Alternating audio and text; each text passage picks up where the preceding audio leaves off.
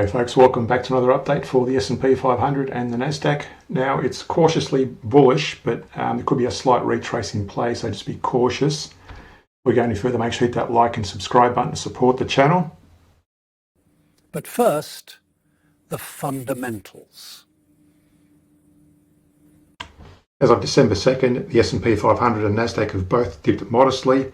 The S&P resting around the 6812 and the NASDAQ just over 23,275, reflecting a shift away from the strong rally seen late in November. The pullback stems from rising bond yields and heightened uncertainty around global monetary policy, which appears to be tempering investor enthusiasm, especially for growth and crypto-linked stocks. On a geopolitical and macro front, rising global yields, example in Japan, combined with risk-off sentiment and weak crypto markets, are dampening risk assets broadly, putting pressure on equities, particularly the more rate-sensitive NASDAQ. So looking at the weekly first off, the price is well above moving average, but notice the CCI is dropping off. You've got lower highs on the CCI versus high highs on the price. We've drawn a 23-38% Fibonacci range there.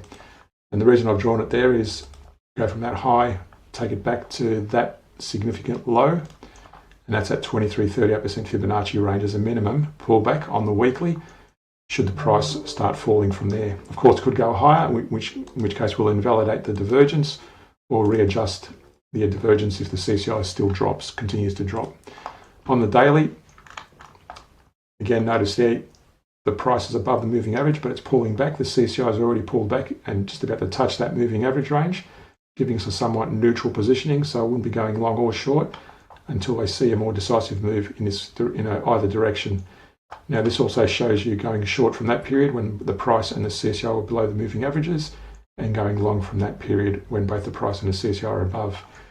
So looking at the 1 hour chart for any micro moves, we've also got this bearish divergence here on the 1 hour chart versus the price, higher highs on the price, and we've drawn a 23-38% target range there as well. From that high to that low, I didn't draw it to that point there because I'd like to see the moving average range bend down and show a significant low at that point. In this case, the moving average band is showing us a continuation of an uptrend, so that's why I've taken it back to that level there. Now, again, going back to the daily for a moment, remember I said we'll be going short from this period, from that arrow, and going long from that period, and that's shown here on the back test. Going short from this period, when the moving averages are in a downtrend, notice the CCI is also in a downtrend until they start turning up, especially the price, and you're closing it at that point. That would have been a small, probably a break even at that point in terms of profitability. Going short again there when both the CCI and the price are in a downtrend. And that gave you a bit more profit on that one, closing it out there. Another short entry there, and then avoid going long. And you would have started going long from this point, so you would have avoided this drawdown, so you should not have been going long or short during this period. Until that point, you would have started going long according to the daily. What that looks like on the bullish, or the bullish move, going long from that point, again opening it up, watching the moving averages. The CCI here was again giving you a bearish divergence, giving you a warning. In this case, the price consolidated, and you probably would have closed it out somewhere in that range. Again, a small loss possibly in that range. So the NASDAQ on the weekly, that's also above the moving average on the price, but notice the CCI is broken down through that moving average range and currently in that moving average range, giving us a somewhat neutral positioning on the CCI. But notice also I've got this lower highs on the CCI versus the price, so that's a bearish divergence. And again, there's that 23-38% range target I've drawn as a minimum retrace, and I've taken it back to that level there. And that's a minimum. It hasn't actually reached it yet on the weekly, so I'll keep an eye on that. And on the daily, again, we've got another bearish divergence. Both price and CCI are above the moving averages. It's the first thing you look at. Then you've got this bearish divergence on the price versus the CCI, and that's that 23-38% range, and that would have been drawn from that high down to that low there, that significant low there. Now that was before the divergence started. That's why we didn't use that point. That was before the divergence started, was at that point. Also notice here on the daily, in the last few years, we've got a few of these downturns of bearish divergence I've identified. And you've got to pay attention to those and just be mindful of those. And that's why we've got this larger one here, which In this case, it's already hit that 23-38% range with those two candles in those 2 days. So it may have already completed. So at the moment, cautiously bullish on the daily. But again, there's a bit of a slight retrace happening, so just be cautious. That's why we look at the 1 hour chart to see what's happening there. And on the 1 hour, we've also got another bearish divergence. Lower highs versus the price.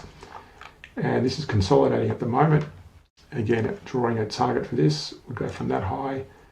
You take it back to there, but you notice there it's already hit the 23-38% range. So let's take it to there. So you could have effectively already hit that. So that's already done if we took it to that level. But we're going to be a bit adventurous and put it down to that 23-38% range as a more distinctive point and see how far it may go.